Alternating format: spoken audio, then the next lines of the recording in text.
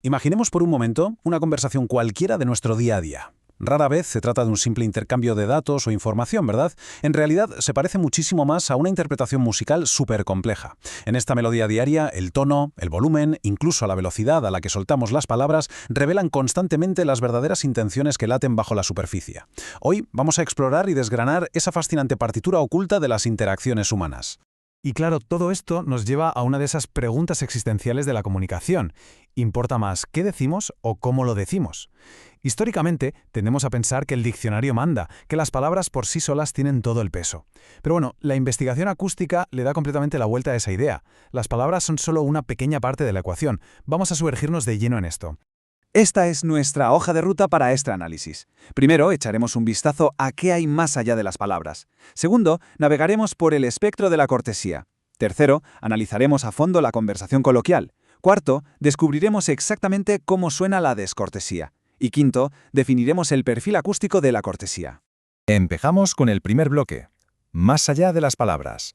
El concepto absolutamente clave para entender todo esto es la prosodia. Suena a término superacadémico reservado para lingüistas, pero en realidad es simplemente la música general de la voz. Abarca el tono, la entonación y la duración. Y lo más fascinante es que actúan como herramientas estratégicas, muchas veces a nivel subconsciente, para navegar por situaciones sociales. Es ese cambio milimétrico de tono que usamos casi por instinto para suavizar una crítica o para marcar autoridad sin tener que cambiar ni una sola palabra de la frase. Pasamos al segundo punto. El espectro de la cortesía. Una vez que entendemos que la voz tiene música, tenemos que desmontar un mito bastante extendido. Olvidémonos de esa idea binaria de que una conversación es puramente educada o completamente grosera. La realidad es que la cortesía es un continuo pragmático. Una misma frase exacta puede pasar de ser súper amistosa a convertirse en un insulto velado.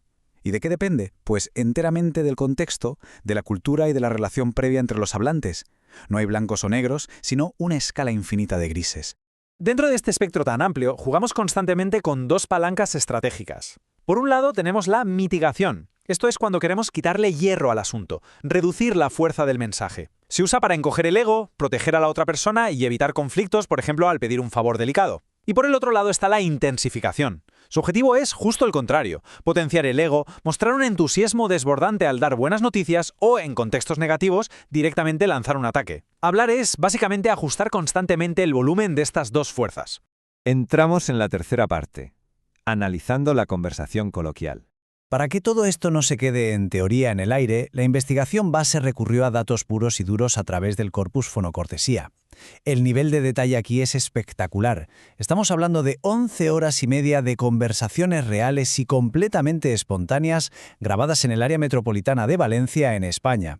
De ahí se aislaron 281 secuencias concretas, divididas casi al 50% entre interacciones corteses y descorteses. Esto garantiza que estamos ante una radiografía fiel y sin filtros de cómo nos comunicamos de verdad cara a cara. Fijaos bien en cómo se visualiza esto. Cuando cruzamos la estrategia vocal con la intención, el mapa de calor revela patrones clarísimos. En las zonas más oscuras es donde se concentra la acción. Queda súper patente que la intensificación acústica, es decir, levantar la voz o marcar mucho el tono, es el vehículo número 1 para la confrontación, como los desacuerdos directos o los reproches.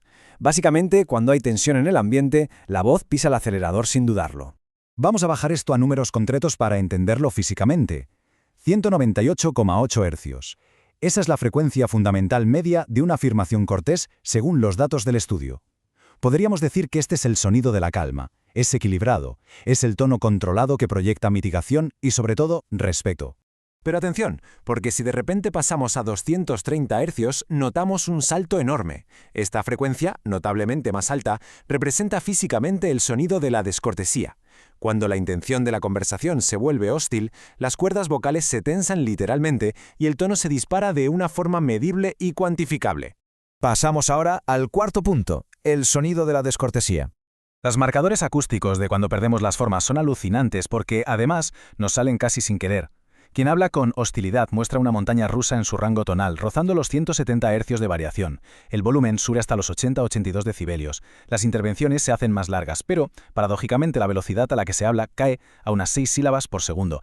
Es como si de forma instintiva la voz se ralentizara y amplificara para garantizar que el golpe verbal impacte con absolutamente toda su fuerza.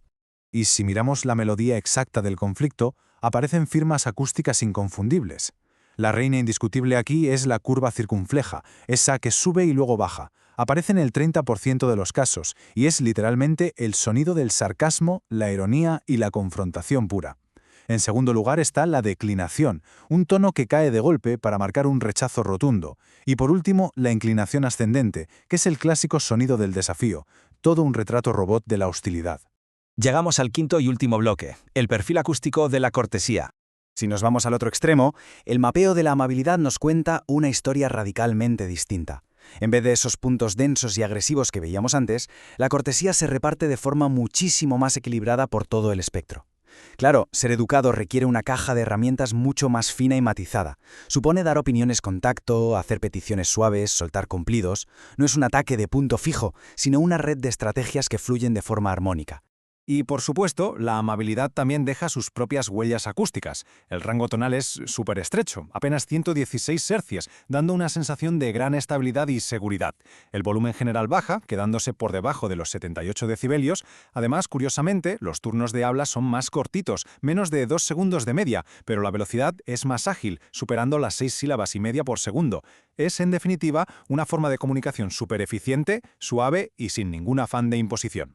Estas son, podríamos decir, las melodías de la paz. Más de un tercio de las interacciones amables usan la declinación descendente. Pero ojo, no para rechazar como en el enfado, sino para dar un cierre suave, indicando que no hay peligro. También destaca muchísimo la suspensión, un tono plano y abierto, presente en el 20% de las ocasiones. Lo que hace es proyectar apertura total. Quita de en medio cualquier sensación de urgencia y deja a la otra persona un espacio comodísimo para responder. Todo esto nos conduce a la gran conclusión que nos deja la investigación. Y es brutal. La prosodia no es un simple envoltorio. No es la guinda del pastel de las palabras. Es, por derecho propio, un recurso principal en la comunicación. Es el mecanismo exacto a través del cual, de forma muchas veces inconsciente, desplegamos auténticas obras maestras de estrategia social para acercarnos, protegernos o crear vínculos. Resulta increíble ver cómo estas pequeñas dinámicas gobiernan todo nuestro mundo acústico. Cada pequeña subida de tono, cada mínima pausa lleva cargado un mensaje enorme. Viendo estos datos, queda claro que vale la pena escuchar un poco más allá del diccionario y prestar mucha atención a esa música invisible que teje nuestras relaciones. Así que en la próxima charla de pasillo, la verdadera pregunta será: ¿qué melodía están tocando realmente? Muchas gracias por acompañarnos en este análisis del fascinante sonido de nuestras conversaciones.